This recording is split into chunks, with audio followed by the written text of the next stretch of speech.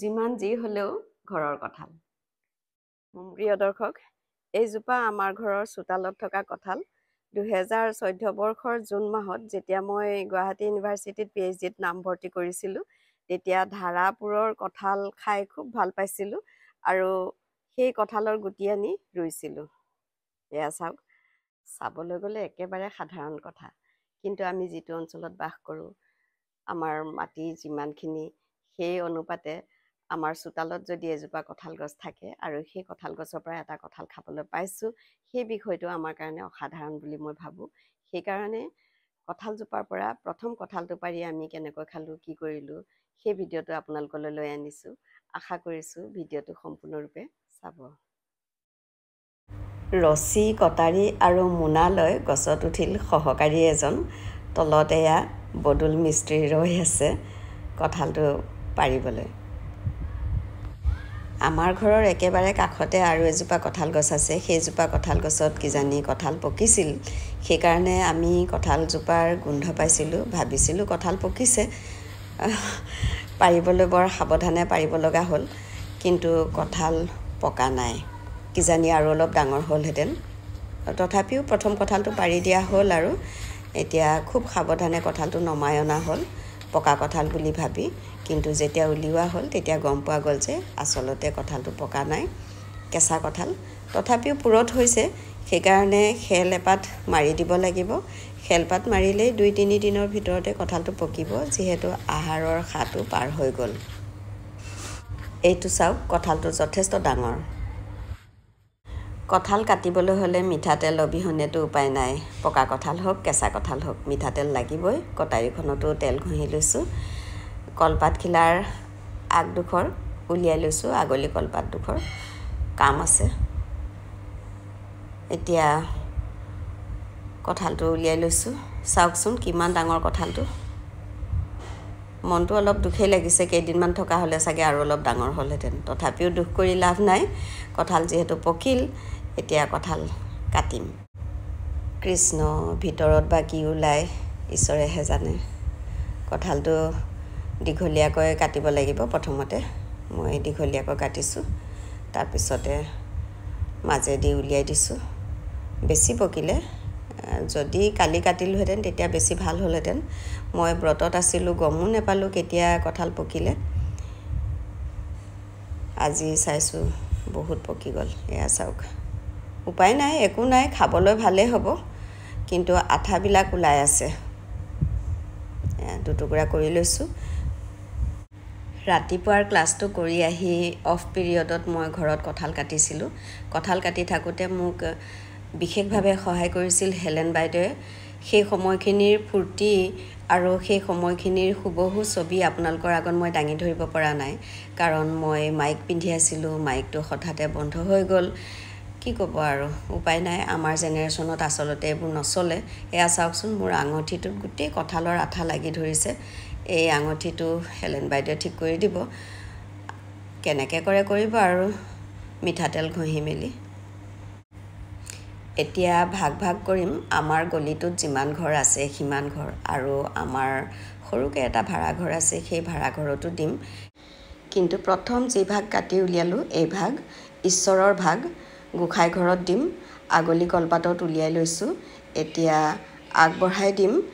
এওঁ গৈ থাপনাত দিবগৈ, চালনীত আগবঢ়াই দিছোঁ। তাৰপিছত বাকীখিনি ভাগ ভাগ কৰিম।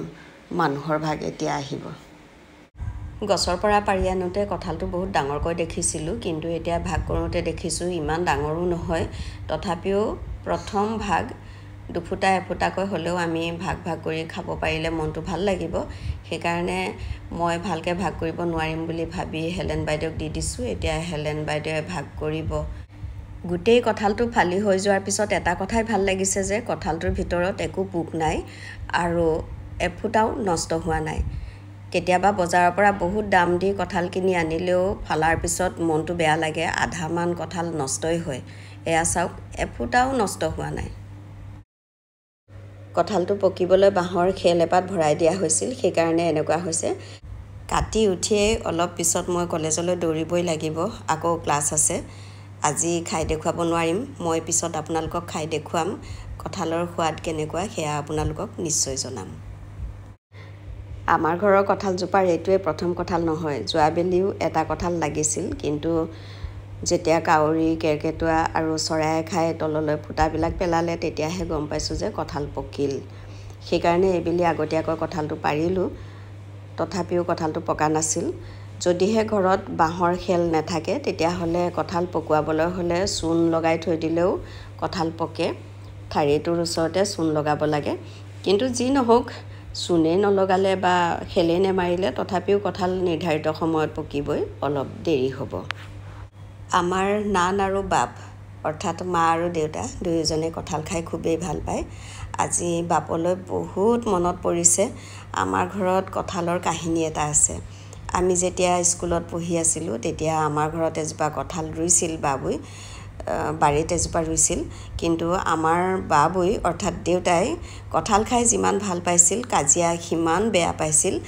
পিছত কোনোবা মানুহে আহি ক'লে যে কঁঠালৰ শিপা ঘৰৰ তললৈ আহিব নালাগে, ঘৰৰ ভেটিত যদি কঁঠালৰ শিপা সোমাই যায় তেতিয়াহ'লে কাজিয়া হয়। সেই বুলি কোৱাৰ কাৰণেই আমি যিহেতু চাং বাংলাত এটা আছিলোঁ, আমাৰ ঘৰতো চাংঘৰ আছিল, চাংঘৰৰ তললৈকে কঁঠালৰ শিপা আহিছে বুলি ভাবি বাবুই কঁঠালজোপা কাটি পেলাইছিল।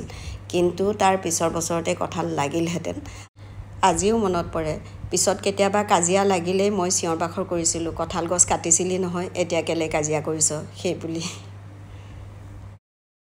গোঁসাই ঘৰত কঁঠাল দিয়াৰ পিছত এয়া লৈ লৈছোঁ, চুবুৰীটোত দিম আৰু তাৰপিছত মই কলেজলৈ আকৌ যাম। আমি কঁঠাল একেদিনাই খাব নোৱাৰিলে এনেকৈ ৰাখোঁ। এয়া চাওক, এইখিনি এটা কঁঠাল একেদিনাইতো খাব নোৱাৰি। পৰহি কাটিছিলোঁ কঁঠাল, সেইদিনা মই ব্ৰতত আছিলোঁ। ওলাই থকা ফুটাখিনি আমি খাই দিছিলোঁ আৰু তলৰ ভাগটো এইদৰে ঘৰৰ কাৰণে ৰাখি থৈছিলোঁ। আজি এয়া আকৌ কঁঠাল উলিয়াইছোঁ, এই ফুটা উলিয়াইছোঁ আৰু এফুটা, এই দুফুটা উলিয়াই আনিলোঁ। মই এতিয়া খাম। এনেকৈ যদি পাতেৰে ঢাকি থৈ দিয়ে আৰু পলিথিনত ভৰাই থৈ দিয়ে, তাৰপৰা ভালকৈ যদি গাঁঠিটো মাৰি থোৱা যায় তেতিয়াহ'লে বাকী ফ্ৰিজত যিবিলাক শাক পাচলি থাকে সেই শাক পাচলিবোৰ নুগোন্ধায়। কেওফালৰ পৰা ফুটা নোলোৱাকৈ বন্ধ কৰি ভালদৰে বান্ধি থ'ব লাগিব। মই আৰু এটা পলিথিনত ভৰাই বান্ধি থৈ দিম। এতিয়া এনেকৈ এটা পলিথিনতটো ভৰাবই লাগিব, তাৰপিছত আৰু এটা পলিথিন লাগিব। ফ্ৰিজত এতিয়া এনেকৈ ৰাখি উলিয়াই খাই থাকিব পাৰি। কঁঠাল খাই দেখুৱাম কেনেকুৱা হৈছে। আমি সাধাৰণতে এনেই কঁঠাল নাখাওঁ, কঁঠালখিনি ভাতৰ লগতহে খাওঁ। অভ্যাসটো সেইটোৱে আৰু, ভাতৰ লগত খোৱা। খুব সোৱাদ হৈছে। কঁঠালৰ মঙহ পাতল, গুটিটো ডাঙৰ, কিন্তু যিমান যি হ'লেও ঘৰৰ কঁঠাল। প্ৰিয় দৰ্শক, আমাৰ ঘৰৰ কঁঠালজোপা আপোনালোকক দেখুৱালোঁ। সকলোৰে ঘৰত নহ'লেও প্ৰায়বিলাক মানুহৰ ঘৰতে কঁঠাল গছ থাকেই, সেইটো একো ডাঙৰ কথা নহয়। কিন্তু প্ৰথম আমাৰ ভেটিত কঁঠাল এজোপা লাগিল, খালোঁ, সেইকাৰণে মনটো ভাল লাগিল। ভিডিঅ'টো যদি ভাল লাগিছে তেন্তে লাইক কৰক, শ্বেয়াৰ কৰক আৰু মতামত দিয়ক। আপোনালোক কুশলে থাকক।